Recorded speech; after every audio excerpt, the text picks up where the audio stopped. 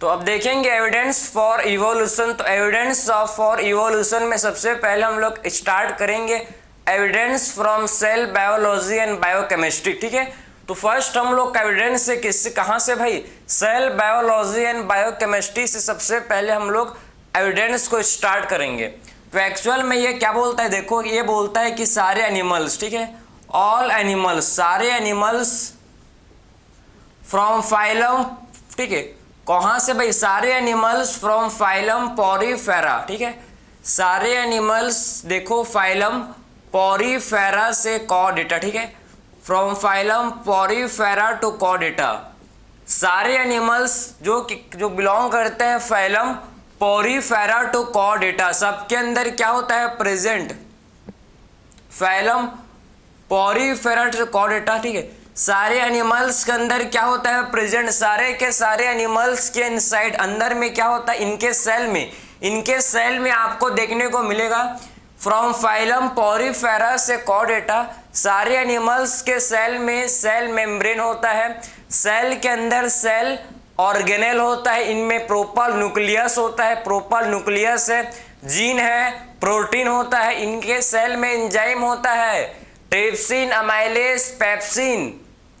समझ आ रहा है आपको, मतलब हम लोग कहीं ना कहीं ये एविडेंस, ठीक है, तो ये आपका एविडेंस है, evidence from cell biology and biochemistry से हमको ये समझ आ रहा है भाई कि कहीं ना कहीं हम लोग का कोई कॉमन एंसेस्टर रहा होगा, तभी हम लोग के जो सेल में सारे, ठीक है, सारे एनिमल के अंदर का जो सेल है, ठीक है, सारे के अंदर जो सेल प्रेजेंट है, सेल में आपके सेल मेम्ब्रेन है, ऑर्गेनेल है, न्यूक्लियस है, सेम एंजाइम भी है, सेम प्रोटीन आपका है, ठीक है, प्रोटीन भी है, तो कहीं ना कहीं तो कुछ तो लिंक है। ठीक है, समझ आ रहा है आपको। तो एक्चुअल में समझो कि ये सारे एनिमल्स में क्या होता है भाई, सारे एनिमल्स के सेल में, सारे एनिमल्स के सेल में सेल मेम्ब्रेन होते हैं। ठीक है, तो सारे एनिमल्स के सेल में क्या होते हैं, सेल मेम्ब्रेन होते हैं, सारे एनिमल के सेल में आपको सेल ऑर्गेनेल, ठीक है, सेल ऑर्गेनेल देखने को मिलेंगे, सारे एनिमल के सेल में और क्या होते हैं भाई, न्यूक्लियस, ठीक है, न्यूक्लियस होते हैं, क्लियर है, जीन होता है, जीन, प्रोटीन होता है, क्लियर है, जीन होता है, प्रोटीन, एन और क्या होता है भाई, एंजाइम होता है, जैसे कि ट्रिप्सिन एक एंजाइम है, जैसे कि दूसरा एंजाइम पेप्सिन। ठीक है, तो सारे एनिमल के अंदर में आपको देखने को, सारे एनिमल के सेल में ये होता है from phylum Porifera to chordata. ठीक है, ट्रिप्सिन, पेप्सिन, अमाइलेज, ठीक है, ये सारे एंजाइम भी क्या होते हैं भाई, सारे एनिमल के सेल के अंदर प्रेजेंट होते हैं। तो from phylum Porifera to chordata, सारे एनिमल के सेल के अंदर आपको सेल मेम्ब्रेन होता है प्रेजेंट, सेल ऑर्गेनेल होता है प्रेजेंट, न्यूक्लियस होता है प्रेजेंट, जीन आपको सारे एनिमल के सेल में देखने को मिलेगा, प्रोटीन भी होता है। ठीक है, एंड कुछ क्या होता है, डाइजेस्टिव एंजाइम है, ये डाइजेस्टिव एंजाइम जैसे कि ट्रिप्सिन, पेप्सिन, अमाइलेज। ठीक है, ट्रिप्सिन, पेप्सिन, अमाइलेज सबके अंदर क्या होता है, प्रेजेंट होता है। ये एविडेंस से हमको क्या समझ आ रहा है कि कहीं ना कहीं हम लोग का क्या था भाई, एक कॉमन एंसेस्टर था, उसी से हम लोग डेवलप हुए हैं। तो ये इसका बताने का मकसद है, ये एविडेंस का। ठीक है, समझ गए। तो ये आपका एविडेंस हो गया from cell biology and biochemistry से। नेक्स्ट एविडेंस देखेंगे हम लोग, एविडेंस फ्रॉम कनेक्टिंग लिंक। ठीक है, तो कनेक्टिंग लिंक से हम लोग क्या देखेंगे, नेक्स्ट अब एविडेंस को डिस्कस करेंगे। ठीक है, चलो, तो आपने इसको लिख लिया होगा। ठीक है, चलो आप डिस्कस करेंगे एविडेंस फ्रॉम कनेक्टिंग लिंक, कि एक्चुअल में हमको क्या एविडेंस मिलता है भाई कनेक्टिंग लिंक से। ठीक है, तो इसको डिस्कस करेंगे। ठीक है, तो एविडेंस फ्रॉम कनेक्टिंग लिंक, तो कनेक्टिंग लिंक से क्या एविडेंस मिलता है, देखो कनेक्टिंग लिंक। ठीक है, एविडेंस फ्रॉम कनेक्टिंग लिंक, तो कनेक्टिंग लिंक से क्या एविडेंस मिलता है, देखो आपको समझना है कि सबसे पहले इसका एग्जांपल आता है नियोप्लीना। ठीक है, नियोप्लीना, ठीक है। सो नियोप्लीना किसके बीच में कनेक्टिंग लिंक है भाई, नियोप्लीना, ठीक है। नियोप्लीना कनेक्टिंग लिंक होता है बिटवीन मोलस्का एंड एनालिडा, समझे। तो ये कनेक्टिंग लिंक है किसके बीच में भाई, ये कनेक्टिंग लिंक है, कनेक्टिंग लिंक आप देखो, ये कनेक्टिंग लिंक होता है किसके बीच में, कनेक्टिंग लिंक, ठीक है। नियोप्लीना is the connecting link between connecting link, ठीक है। कनेक्टिंग लिंक होता है किसके बीच में, ये कनेक्टिंग लिंक होता है कि connecting link between Mollusca and Annelida, Mollusca and Annelida के बीच में क्या होता है, कनेक्टिंग लिंक है, ठीक है। तो connecting link between Mollusca and Annelida, ठीक है, मोलस्का एंड एनालिडा, ठीक है।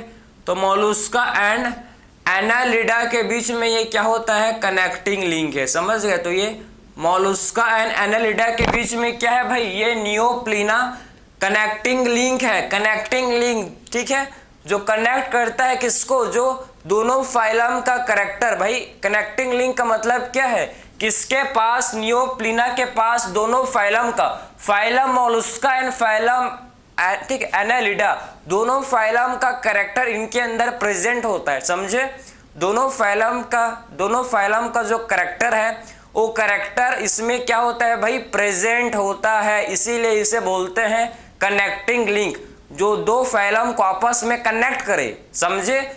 जो दो फाइलम को आपस में कनेक्ट करे, उनके दोनों फाइलम के कैरेक्टरिस्टिक, जो भी कैरेक्टर्स है उसको अगर उसमें प्रेजेंट है उस एनिमल में, तो उसे बोलते हैं कनेक्टिंग लिंक, ठीक है। तो नियोप्लीना समझ गए, नियोप्लीना is the connecting link between Mollusca and Annelida. Second बात करेंगे हम लोग, नेक्स्ट देखो, तो नियोप्लीना हो गया, ठीक है। नेक्स्ट कनेक्टिंग लिंक है जिसे बोलते हैं पेरीपेटस, ठीक है। पेरीपेटस समझो, ये किसके बीच में कनेक्टिंग लिंक है भाई, बिटवीन, ये किसके बीच में कनेक्टिंग लिंक, देखो तो पेरीपेटस कनेक्टिंग लिंक होता है बिटवीन एनालिडा एंड ऑर्थोपोडा, ठीक है। एनालिडा एंड ऑर्थोपोडा के बीच में ये कनेक्टिंग लिंक है, एनालिडा एंड ऑर्थोपोडा।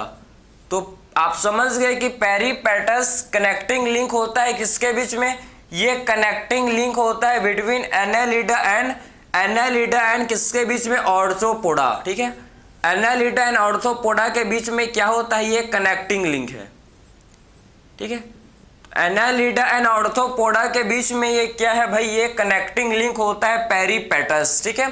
तो पेरीपेटस जो कि कनेक्टिंग लिंक है किसके बीच में, एनालिडा एंड ऑर्थोपोडा के बीच में क्या होता है भाई, ये कनेक्टिंग लिंक है, ठीक है। नेक्स्ट बात करेंगे एग्जांपल, नियोप्लीना, पेरीपेटस, आपको समझने एक और एग्जांपल है आर्कियोप्टेरिक्स, ठीक है। आर्कियोप्टेरिक्स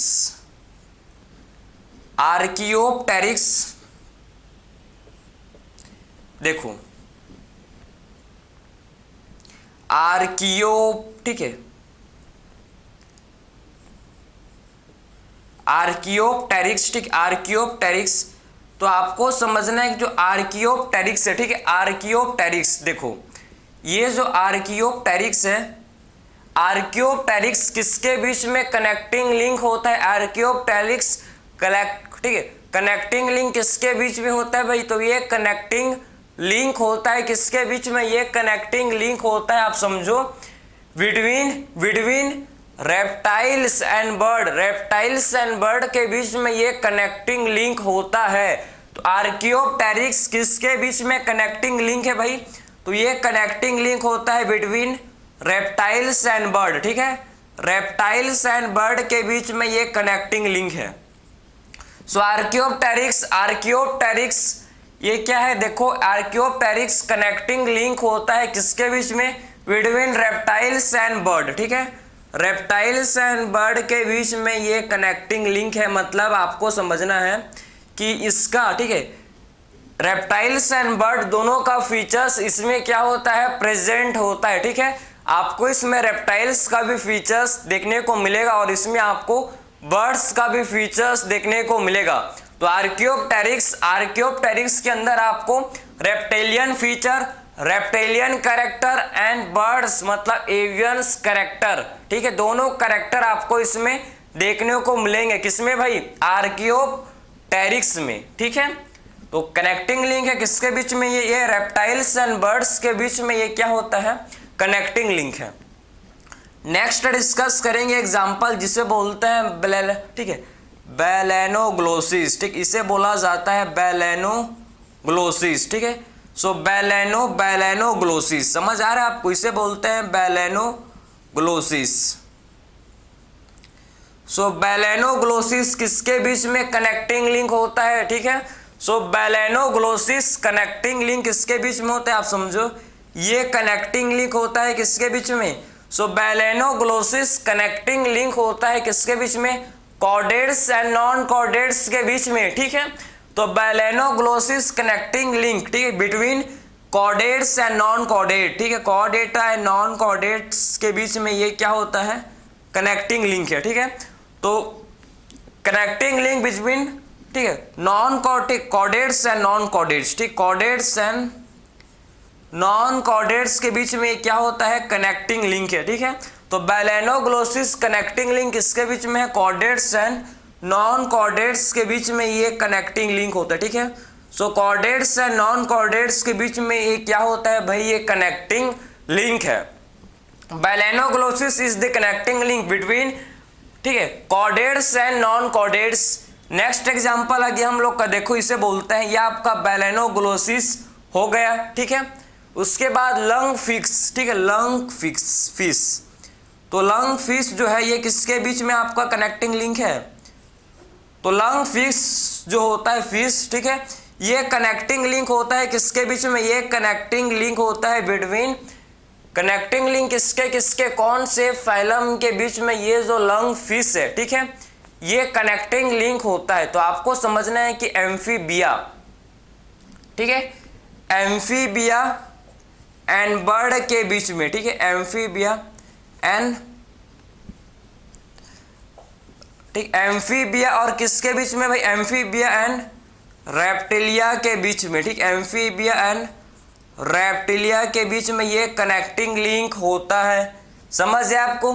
तो ये आपने कनेक्टिंग लिंक को डिस्कस किया कि एक्चुअल में, ठीक है, एक्चुअल में इसको या आपका, ठीक है, लंग फिश कनेक्टिंग लिंक भाई किसके बीच में होता है, ये आपका, ठीक है, फिश एंड एम्फीबिया, ठीक है, फिशेस एंड एम्फीबिया, ठीक, इसको मैं थोड़ा सा इसको मैं अच्छे से लिख दूं, तो fishes and amphibia, fishes and amphibia के बीच में क्या है भाई, ये कनेक्टिंग लिंक है, ठीक है।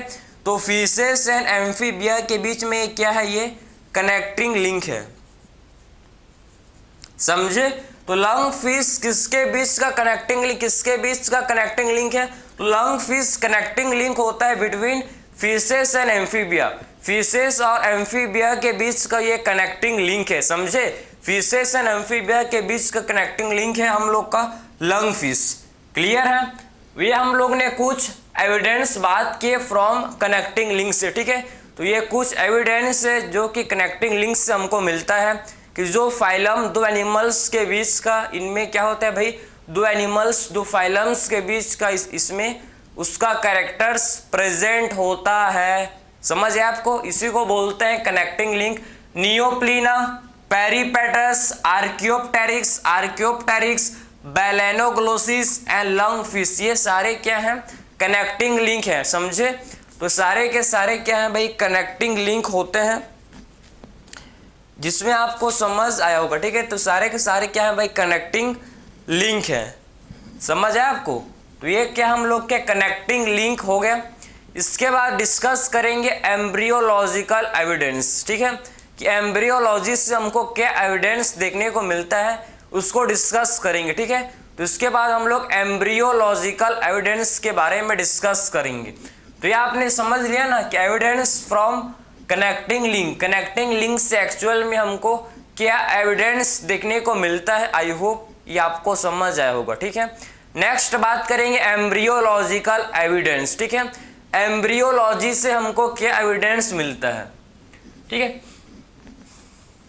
एम्ब्रियोलॉजिकल एविडेंस, कि एक्चुअल में एम्ब्रियोलॉजी, ठीक है, एम्ब्रियोलॉजी से क्या एविडेंस मिलता है उसको देखेंगे। एम्ब्रियोलॉजिकल एविडेंस जो कि इंपॉर्टेंट है, ठीक है, बहुत ज़्यादा इंपॉर्टेंट। इसमें बात करेंगे हम लोग बायोजेनेटिक लॉ कि एक्चुअल में बायोजेनेटिक लॉ क्या होता है, इसको डिस्कस करेंगे, ठीक है। तो हम लोग इसमें डिस्कस करेंगे बायोजेनेटिक लॉ, जिसको किसने दिया था भाई, जिसको नस्ट हेकल ने दिया था, समझे, नस्ट हेकल ने इसको दिया था। आप देखो, तो हम बात करेंगे एम्ब्रियोलॉजिकल एविडेंस। अब क्या देखेंगे, एम्ब्रियोलॉजिकल एविडेंस, ठीक है, एम्ब्रियोलॉजिकल एविडेंस, एम्ब्रियोलॉजिकल एविडेंस। तो एम्ब्रियोलॉजिकल एविडेंस, ठीक, इसको आप सबसे पहले इसमें देखेंगे कि आपको समझना है कि सारे, ठीक है, सारे एनिमल्स के अंदर, आप समझो सारे एनिमल्स के अंदर क्या फॉर्म होता है भाई, सारे एनिमल्स के अंदर फॉर्म होता है स्पर्म, ठीक है, सारे एनिमल्स के अंदर फॉर्म होता है स्पर्म एंड ओवम, क्लियर है। और ये स्पर्म एंड ओवम का क्या होता है, ये स्पर्म एंड ओवम का फ्यूजन, और जब इसका स्पर्म एंड ओवम फ्यूज करते हैं तो क्या फॉर्म करते हैं भाई, स्पर्म एंड ओवम का जब फ्यूजन होता है तो इससे क्या, इससे फॉर्मेशन होता है किसका, जाइगोट का, ठीक है, इससे किसका फॉर्मेशन होता है, जाइगोट का, ठीक है, जाइगोट का फॉर्मेशन। जब स्पर्म एंड ओवम फ्यूज करते हैं तो क्या फॉर्म करते हैं, जाइगोट। उसके बाद जाइगोट से क्या बनता है, जाइगोट से बनता है हम लोग का मोर्यूला, ठीक है भाई। जाइगोट में क्लीवेज होगा, ठीक है, जाइगोट में क्या होगा, देखो जाइगोट में होता है क्लीवेज, ठीक, जाइगोट में क्या होगा, क्लीवेज, ठीक है।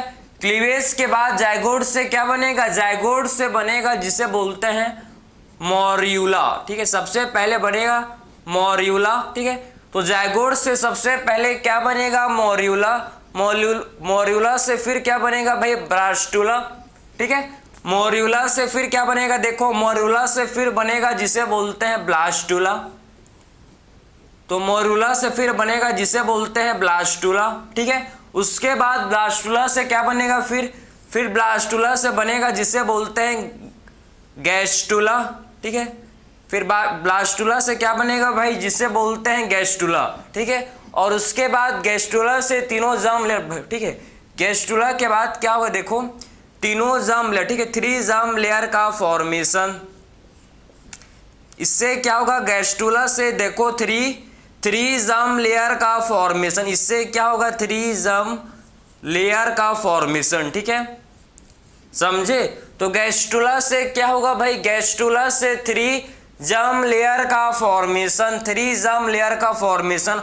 और ये फिर इन्हीं जर्म लेयर से क्या बनेगा, यही 3 जर्म लेयर से फॉर्मेशन होगा किसका, इससे फॉर्मेशन होगा ऑर्गेन का, ठीक है। आपके इसमें डिफरेंट टाइप के ऑर्गेन इसी से बनेंगे। तो ये आपको सीक्वेंस सारे एनिमल्स के अंदर देखने को मिलेगा, ठीक है। ये जो है ये आपको सारे एनिमल्स के अंदर में देखने को मिलेगा। सारे एनिमल्स में आपको स्पर्म एंड ओवम देखने को मिल जाएंगे। स्पर्म एंड ओवम जब फ्यूज करते हैं, जब स्पर्म एंड ओवम का फ्यूजन होता है, ठीक है, तो आपस में ये फ्यूज करके क्या बनाते हैं भाई, आपस में ये फ्यूज होकर फॉर्म करते हैं जाइगोट, ठीक है। उसके बाद जाइगोट में क्या होता है, उसके बाद जाइगोट में होता है क्लीवेज। इसके बाद जाइगोट में क्लीवेज से बनता है मोर्यूला, मोर्यूला से बनता है फर्दर फिर ब्लास्टुला, ब्लास्टुला से बनता है गैस्टुला, गैस्टुला से बनता है 3 जर्म लेयर। फिर उसके बाद क्या बनता है, गैस्टुला से फॉर्म होता है हम लोग का फर्दर 3 जर्म लेयर, इससे फॉर्म होता है। और तीनों जर्म लेयर फिर आपके एक्टोडर्म, मेसोडर्म, एंडोडर्म, ठीक है। ये हम लोग के बॉडी का डिफरेंट ऑर्गेन को बनाने का फंक्शन इनका होता है, ठीक है। तो ये आपको चीज, ये इवेंट आपको सारे एनिमल्स में आपको ये चीज देखने को मिलेगा। सारे एनिमल्स के अंदर होता है, ये नहीं कि बस ये ह्यूमंस बीइंग होते, नहीं भाई, गलत फहमी में मत रहना, ठीक है। सारे एनिमल्स के अंदर में आपको ये चीज देखने को मिलेगा। ऑल एनिमल्स में होता है ये, ठीक है, समझ गए। तो सारे एनिमल्स में ये आपको देखने को मिलेगा, ठीक है, समझ गए? तो इसको मैं लिख दूं हाईलाइट करके, हाईलाइट, ठीक है। हाईलाइट में आपको मैं 3 स्टार दूंगा, ठीक है। हाईलाइट में क्या देखेंगे हम लोग इसमें कि ऑल एनिमल्स हैव, ठीक है। सारे एनिमल्स में ये होता है प्रॉपर्टी, ठीक है। All animals have this property. सारे एनिमल्स में ये प्रॉपर्टी होता है भाई, ठीक है। तो सारे एनिमल्स में ये आपको प्रॉपर्टी देखने को मिल जाएगा। क्लियर? तो सारे एनिमल्स के अंदर में ये प्रॉपर्टी क्या होता है? प्रेजेंट होता है। इसके बाद नेक्स्ट डिस्कस करेंगे हम लोग अब बायोजेनेटिक लॉ, ठीक है, कि एक्चुअल में बायोजेनेटिक लॉ, ठीक है, क्या बोलता है भाई बायोजेनेटिक लॉ। बहुत लोग को ना, ठीक है, समझ नहीं आता ये बायोजेनेटिक लॉ क्या होता है भाई। नर्स टेकाल ने क्या बोला था, ठीक है। बहुत लोग भाई एनसीईआरटी को गलती से रीड मत कर लेना, ठीक है। अगर करना है तो आप एनसीईआरटी के पढ़ के आओ एक बार, ठीक है। ऐसा अक्षरों में लिखा है, ठीक है, उसका डेफिनेशन बायोजेनेटिक लॉ को, ठीक, ऐसा लिखा है कि कोई क्या बताऊं, ठीक। इस जो महान आदमी उसको समझ पाएगा भाई, ठीक है, क्योंकि बहुत उसको स्ट्रॉन्गेस्ट, ठीक है, हार्ड वर्ड में एक्सप्लेन किया है, लेकिन मैं आपको बहुत ही ईजी वे से एक्सप्लेन करने की कोशिश करूंगा, ठीक है। तो अब बात करेंगे बायोजेनेटिक लॉ के। एक्चुअल में बायोजेनेटिक लॉ क्या एक्सप्लेन करता है, देखो। तो बायोजेनेटिक लॉ हमको क्या बोलता है, ठीक है, मेरे को नहीं, आपको क्या बोलता है, ठीक है। एनसीईआरटी आपके पास है, अभी आपने एनसीईआरटी अगर ओपन किया है तो आपको, ठीक है, एनसीईआरटी बोलेगा, ठीक है, क्या बोलेगा भाई, कि बायोजेनेटिक लॉ जो है इसको किसने दिया था?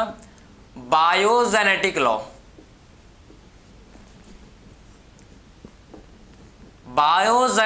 ठीक है, बायोजेनेटिक लॉ। तो बायोजेनेटिक लॉ को दिया था किसने? बायोजेनेटिक लॉ को दिया था नर्स हैकल ने, ठीक है, नर्स हैकल ने इसको दिया था। क्लियर है? तो नर्स हैकल ने इसको दिया था बायोजेनेटिक लॉ, हैकल ने, ठीक है।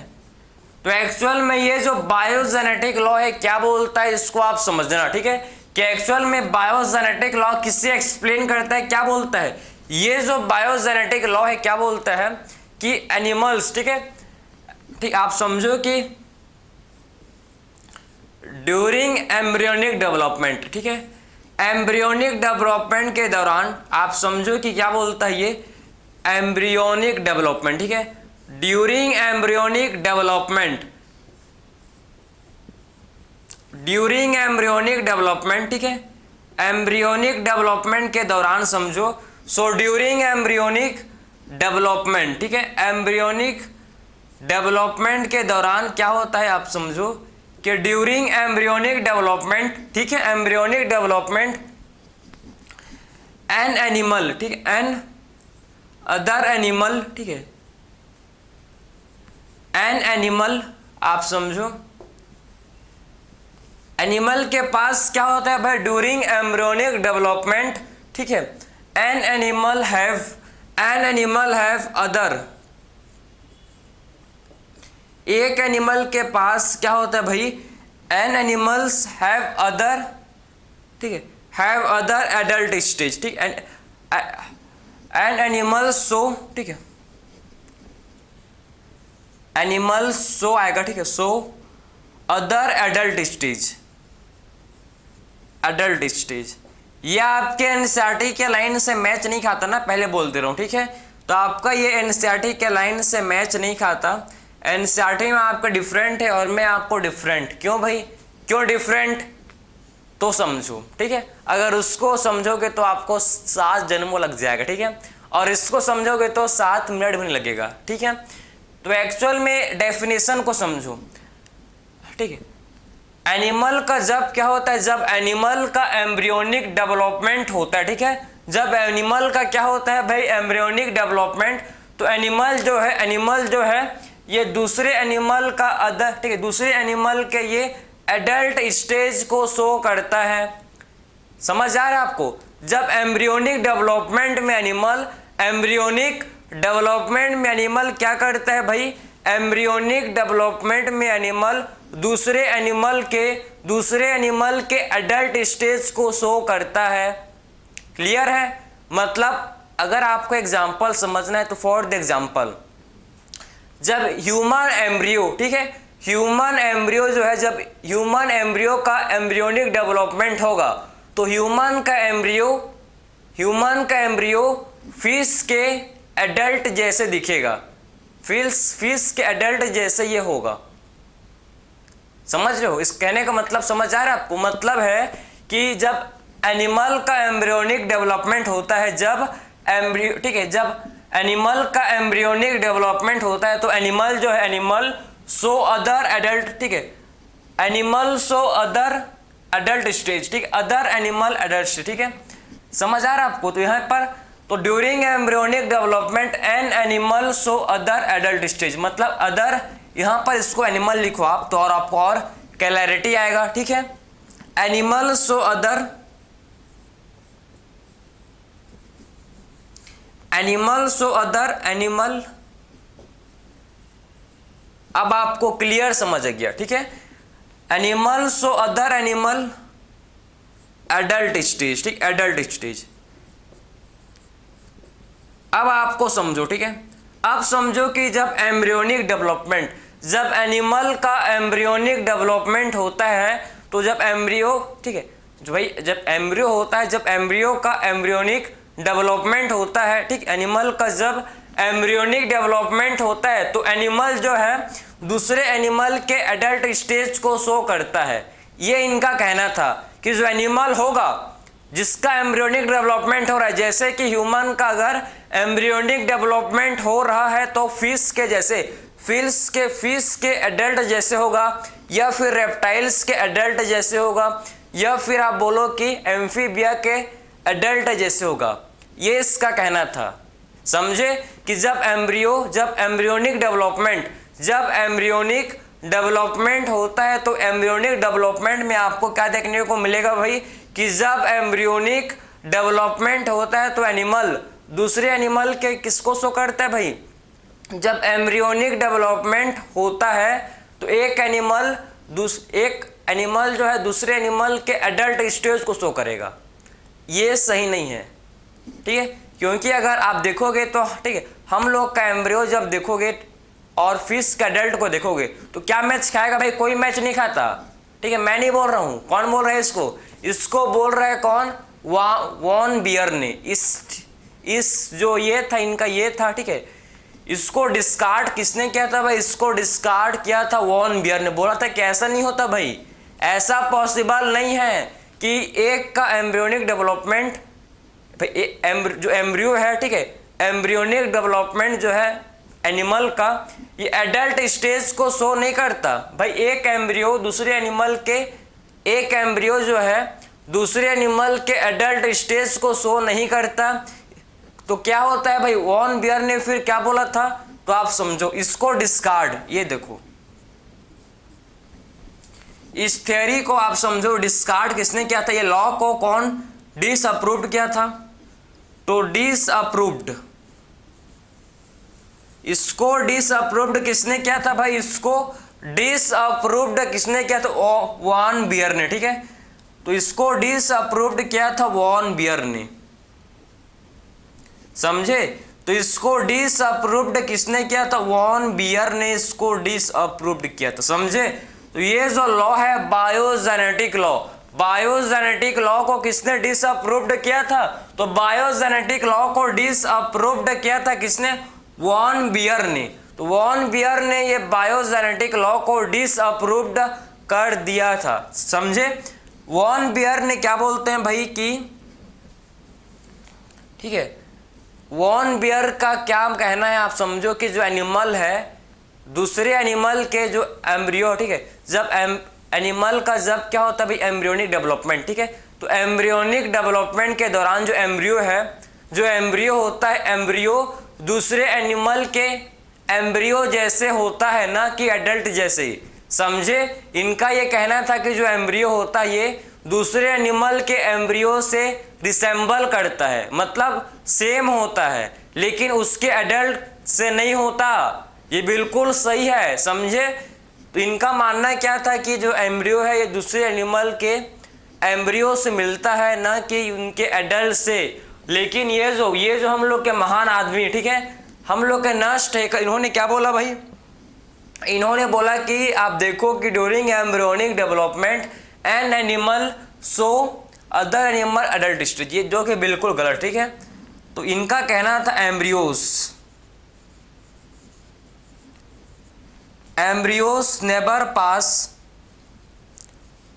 नेवर पासेस थ्रू, ठीक है।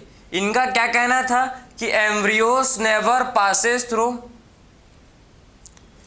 एडल्ट स्टेज ऑफ, ठीक है, embryos never passes through adult stage of other animal, ठीक है। Embryos never passes through adult stage of other animal, जो कि बिल्कुल सही है भाई, ठीक है, जो कि बिल्कुल करेक्ट है, ठीक है। अदर एनिमल, समझे, ये इनका लॉ था, समझ आ रहा है आपको, ये इनका लॉ था। इन्होंने बोला कि कभी भी एम्ब्रियो दूसरे एनिमल के एडल्ट स्टेज को पास नहीं करता, कभी भी एम्ब्रियो दूसरे एम्ब्रियो के एडल्ट को पास नहीं करता। और इन्होंने क्या बोला कि एम्ब्रियोस, ठीक है, ड्यूरिंग एम्ब्रियोनिक डेवलपमेंट, मतलब जो कि एम्ब्रियो है, ठीक है, एम्ब्रियो जो है वो दूसरे एनिमल के एडल्ट स्टेज को शो करता है, समझे। इनका कहना था कि जो एम्ब्रियो है ये दूसरे एनिमल के एडल्ट स्टेज को शो करता है, लेकिन ये गलत है। लेकिन वॉन बियर ने बोला कि नहीं, ये नहीं होता, कि एम्ब्रियो जो है ये कभी भी दूसरे एनिमल के एडल्ट स्टेज से पास नहीं करता। भाई एम्ब्रियो जो है, एक एनिमल का एम्ब्रियो दूसरे एनिमल के एम्ब्रियो से ही मिलेगा। आप समझ आ रहा है आपको कि एक एम्ब्रियो मतलब ह्यूमन का एम्ब्रियो फिश के एम्ब्रियो से मिल सकता है, फिश के एम्ब्रियो के सिमिलर हो सकता है, एम्फीबिया के एम्ब्रियो के सिमिलर हो सकता है, बर्ड्स के, ठीक है, एम्ब्रियो के सिमिलर हो सकता है। लेकिन हम लोग का एम्ब्रियो कभी भी एडल्ट, फिश के एडल्ट के जैसे नहीं होगा, रेप्टाइल्स के एडल्ट के जैसे नहीं होगा, एम्फीबिया के एडल्ट के जैसे नहीं होगा। ये इनका कहना था, किसका, वॉन बियर का, समझे। तो ये किसका कहना था भाई, वॉन बियर का ये कहना था। समझ आ रहा है आपको। तो ये हम लोग ने दो लॉ को डिस्कस किए, मतलब ये आपका जो बायोजेनेटिक लॉ जो ने हैकल ने दिया था, बायोजेनेटिक लॉ जो कि बिल्कुल गलत है, मैं नहीं बोलता, ठीक है, कौन बोलता है, वॉन बियर ने बोलता है, आपका एनसीईआरटी ने खुद बोला है, ठीक है, मैं कौन होता बोलने वाला यार, ठीक है। तो समझ रहे हो। तो इसको डिसअप्रूव्ड किसने किया था, वॉन बियर ने इसको डिसअप्रूव्ड किया था, समझ है आपको, ठीक है। इसका इन्होंने एग्जाम्पल भी दिया था, भाई देखो महान आदमी, ठीक है, गिल स्लिट का, इन्होंने गिल स्लिट का एग्जाम्पल दिया था कि गिल स्लिट जो कि सारे एम्ब्रियोस में होता है प्रेजेंट, गिल स्लिट सारे एनिमल्स के एम्ब्रियो में होता है प्रेजेंट, यहाँ तक कि हम लोग के ह्यूमंस के एम्ब्रियो के अंदर भी क्या होता है भाई, गिल स्लिट होता है। लेकिन हम लोग के अंदर गिल स्लिट का क्या जरूरत है, कोई फंक्शन नहीं है। बर्ड्स के अंदर गिल स्लिट का कोई फंक्शन नहीं है, रेप्टाइल्स के अंदर गिल स्लिट का कोई फंक्शन नहीं है। तो किसमें फंक्शन है भाई, ये गिल स्लिट फंक्शन है किसमें, खाली फिश में, समझे। तो ये गिल स्लिट फंक्शनल किसमें होता है, सिर्फ गिल स्लिट फंक्शनल है फिशेस में। बाकी एनिमल्स में आपको एम्ब्रियोनिक स्टेज में ये गिल स्लिट देखने को मिलेगा, लेकिन ये गिल स्लिट आपके किसमें नहीं होते भाई, सारे एडल्ट एनिमल्स में आपको देखने को नहीं मिलेंगे। एडल्ट एनिमल्स में ये नहीं होते, सिर्फ आपके ये फिश में फंक्शनल होता है, ठीक है। तो गिल स्लिट सिर्फ फिश में, ओनली फिश में क्या होता है भाई, ये फंक्शनल होता है, ठीक है। तो ये सिर्फ किस में होता है फंक्शनल, सिर्फ ये फिश में फंक्शनल होता है, क्लियर है।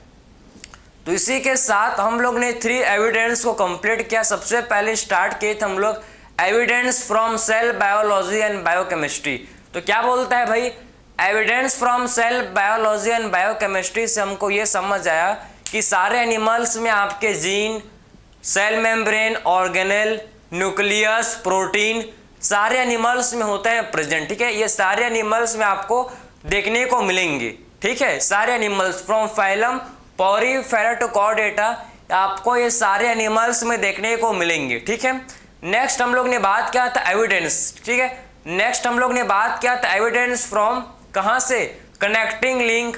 कनेक्टिंग लिंक से एविडेंस जैसे कि Neopilina, connecting link between Mollusca and Annelida, Peripatus, connecting link between Annelida and Arthropoda, Archaeopteryx, connecting link between reptiles and bird.